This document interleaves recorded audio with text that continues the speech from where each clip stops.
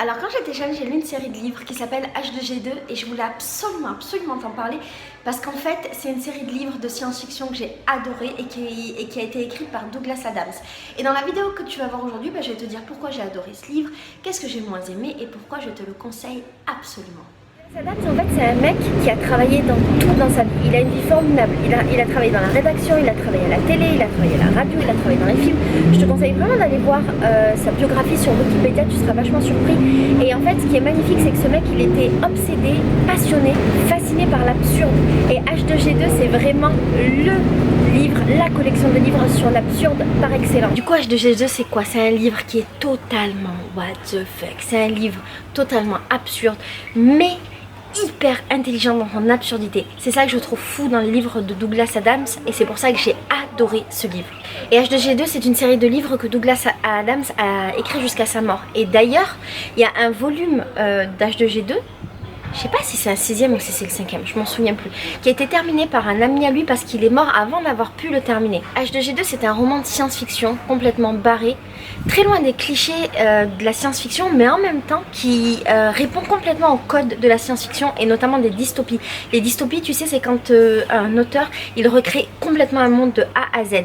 Ben, c'est dans la tradition des dystopies, mais il y a tellement d'humour, tellement d'absurdité, c'est tellement n'importe quoi que ça en devient totalement différent de ce qui se fait normalement. H2G2, en fait, c'est l'histoire d'un mec lambda, normal. En fait, c'est un Anglais qui a une vie complètement banale et qui apprend un jour que sa maison va être rasée parce qu'il y a une autoroute qui passe par cette maison. Et donc, il va dans un café pour un peu se morfondre sur lui-même. Et là, il rencontre un pote qui lui apprend qu'en fait, sa maison va être rasée d'une part, mais que la planète Terre va être rasée parce qu'elle se trouve sur la trajectoire d'une autoroute intergalactique qui va la traverser et que du coup, bah, va être rasée. Voilà, c'est ce que je voulais te dire en fait. Et en fait, du coup, il a failli mourir pour plein de raisons dont on se fiche complètement dans cette vidéo. Son pote le sauve et en fait, il s'avère que son pote, c'est un mec qui rédige le guide intergalactique. Voilà, son pote, c'est un mec qui rédige le guide du voyageur intergalactique et qui va l'amener dans de folles aventures avec lui. Et voilà l'histoire. Ce qui est ouf avec le livre H2G2, c'est qu'en fait, il y a des références de ce livre qui ont été reprises partout. Par exemple, le chiffre 42, il a été repris dans plein de séries françaises, anglaises, américaines. Il a été repris dans des films, il a été repris par exemple par Xavier Niel, qui a appelé son école d'informatique le 42. Il est repris régulièrement dans des livres. Il est repris régulièrement dans des citations et finalement ce livre-là, cette série de livres H2G2 a eu un impact mondial alors que c'est juste une série de bouquins de science-fiction anglaise et ça c'est complètement ouf.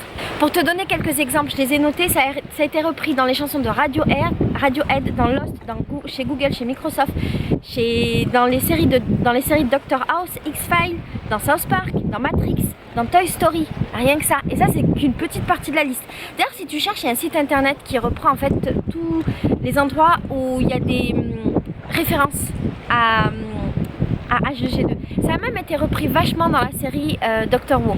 Ce que j'ai aimé dans ce livre, c'est qu'en fait Douglas Adams a recréé un nouveau monde, mais c'est un nouveau monde qui est complètement cohérent de A à Z. Même s'il est absurde, il est cohérent.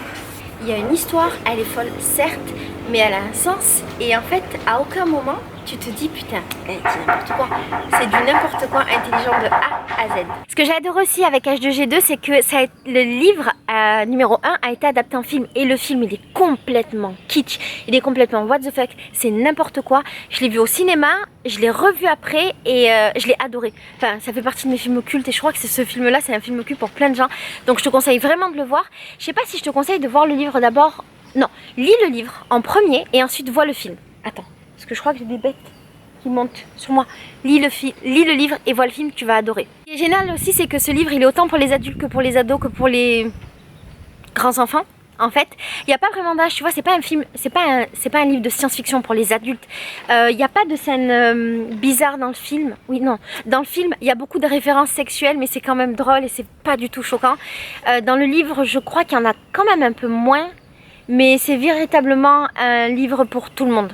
Tout le monde y trouvera son compte en tout cas. Tu vois en fait en lisant H2G2 qui est encore une fois un livre absurde sur un monde absurde, ben, je me suis rendu compte que c'était finalement peut-être mon monde à moi qui était absurde parce qu'en fait c'est un monde dans lequel on se prend trop au sérieux et j'avoue que ça c'était une grande leçon de vie de me rendre compte de ça. tous les personnages sont hyper attachants. Il y a des personnages qui sont méchants, tu vois.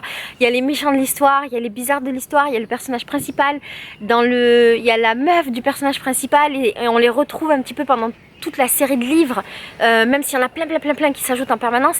Et ils ont tous quelque chose d'attachant. On a accès à la psychologie de certains personnages et en fait beaucoup de personnages sont hyper riches et ça c'est quelque chose que j'ai adoré dans ce livre. Même si c'est n'importe quoi, encore une fois, il y a quand même une cohérence et dans les personnages il y a une cohérence. Ce que j'ai adoré aussi c'est le fait d'avoir des fous rires en permanence dans le livre, tout le temps. Et puis le personnage principal en fait on l'aime tellement que c'est comme si c'était notre poteau. Et à un moment donné moi j'avais l'impression de regarder l'histoire de mon pote en fait. Et ça c'était vachement cool. Une des raisons pour laquelle il faut absolument que tu lises ce livre. Il donne la réponse à la question ultime de la vie, l'univers et tout le reste. Et ça c'est pas rien. Du coup, est-ce qu'il y a eu des trucs négatifs dans la lecture de ce livre? Je dirais que peut-être, oui, un tout petit truc, c'est que parfois j'ai perdu le fil. En fait, c'est tellement riche en informations, tout le temps, qu'il y a des moments où je savais plus très bien où j'en étais, où je devais un petit peu revenir en arrière. Puis en plus, j'ai tendance à lire plusieurs livres en même temps. Et j'avoue que ce livre-là, si on n'est pas concentré, il y a des moments où, voilà, ça peut être difficile de se remettre dedans. Mais sinon, je pense que c'est le seul point négatif que j'ai pu trouver dans ce livre-là parce que je l'ai vraiment adoré. Du coup, est-ce que je te conseille de le lire ou pas? Bien sûr, lis-le, il est génialissime. Regarde le film et j'ai hyper hâte que tu reviennes pour me dire si tu l'as aimé ou pas. Mais franchement, je suis persuadée que tu vas l'aimer tellement il est ouf. Voilà, je te fais des gros bisous. J'espère de tout mon cœur t'avoir donné envie de le lire et peut-être avoir donné goût à la science-fiction. Même si c'est une branche spéciale. Je te fais des gros bisous. Je te dis à bientôt pour une nouvelle chronique littéraire et à demain matin pour un nouveau livre. Non, une nouvelle vidéo. Bisous. Que não mais podia. Eu dia só amar. Eu uma força magnética que flui mais vez você e da terra.